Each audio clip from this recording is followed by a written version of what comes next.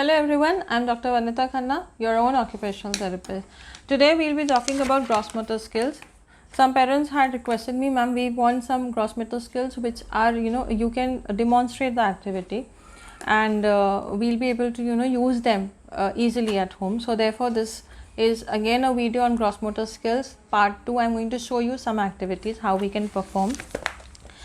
The first activity is dribbling a ball. That's a very simple activity. You have to just dribble the ball.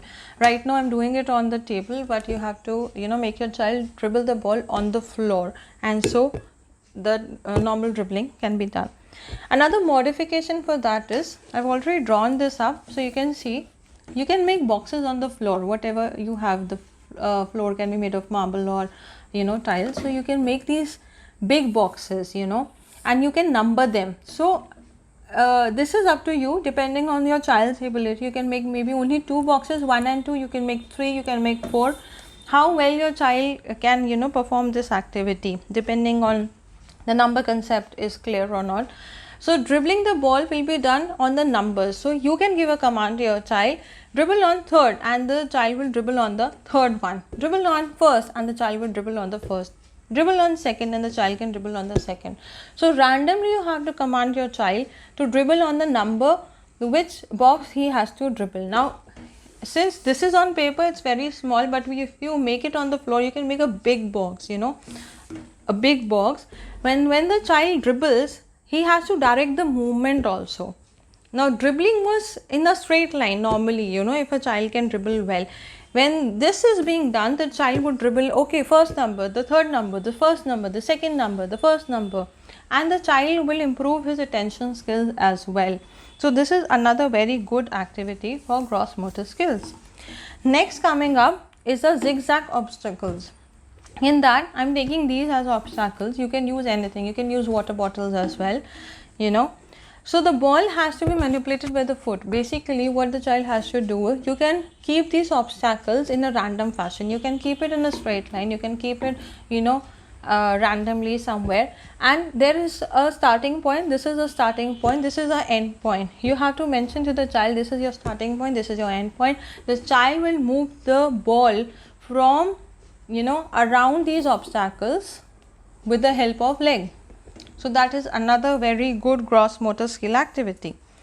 Now we have been talking about hitting a target is a gross motor skill activity, which I have already told you in my previous video. This is another modification for that activity. Up till now, what we were assuming when we say hit a target is a stationary target. Now if I say that I can be the target, as a parent you can use yourself as a target. Alright, let me assume this as a parent, a mother or father.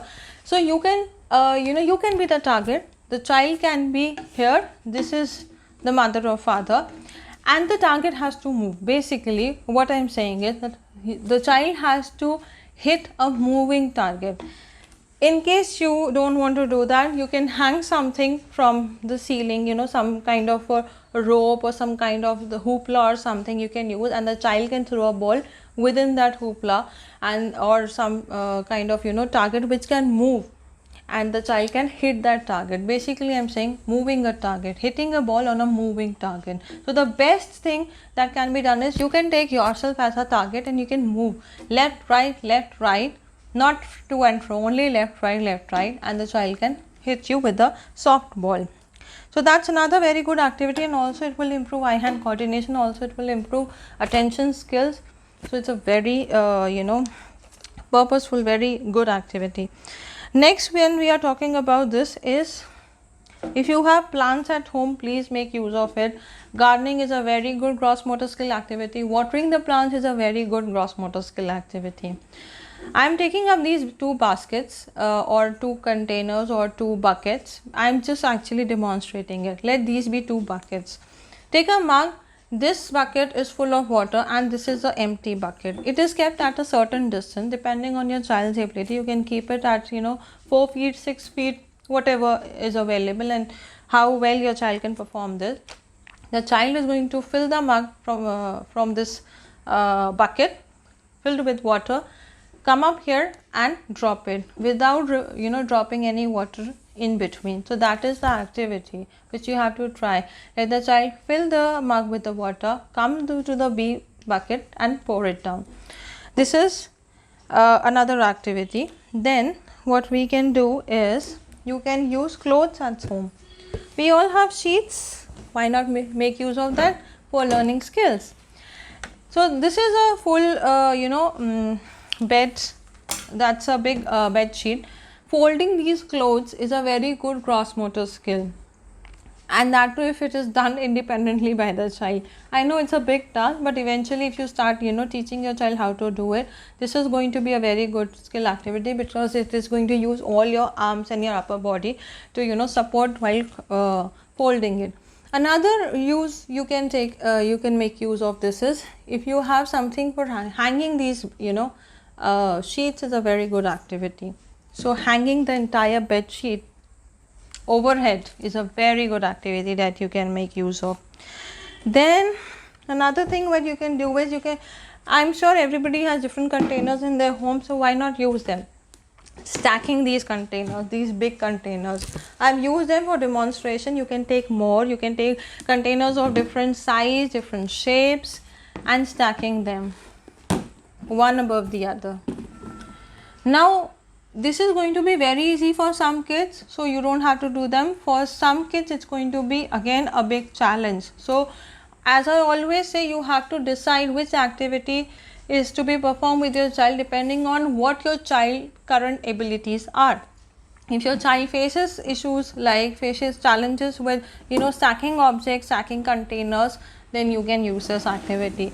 Stacking different chairs is also possible. So basically I would always say, the bigger the better. When you're talking of gross motor skill, the bigger the better. Glass pyramid is our next activity. I'm just taking 3 or 4 glasses for demonstration. So you can take more glasses, you can take steel glasses, you can take plastic glasses also. You can add on 2 here and up, and then you can make an entire pyramid out of it, something like this basically. This can be used as a fine motor skill activity also, because it uses hand skills and it uses your arm depending on how many glasses you've taken and what glass you've taken. Now this is basically made of ceramic, and it's quite heavy. If you take a plastic glass and on a small size, it's going to be a kind of a fine motor. So basically it's going to improve both your gross motor skills and fine motor skill, the pyramid activity. Wiping a table is a very good gross motor skill. The table has to be big, and you can ask your child to use his entire arm. And then we have another activity, that is park climbers. We normally go to park and we see these climbers. I've just drawn. I'm not very good with drawing. So basically you can see this park climbers. You have to climb all the way up. It could be in different shapes in different parks. So this is a very good gross motor skill activity. These were some of the gross motor skill activities which I have designed for you. I hope this is going to help you out. Till then, thank you. Take care.